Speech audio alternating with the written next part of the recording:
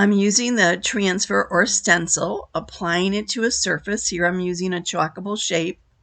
That is a star, but I could actually put this on wood or glass or metal or mirror or fabric or canvas. You get it, just about anything that has a low nap.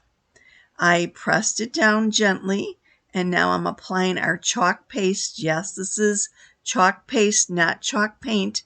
It is actually made from chalk. And I'm applying it over the transfer or stencil with a squeegee, and it's going through the silk screen and leaving an impression or the image on the surface below it.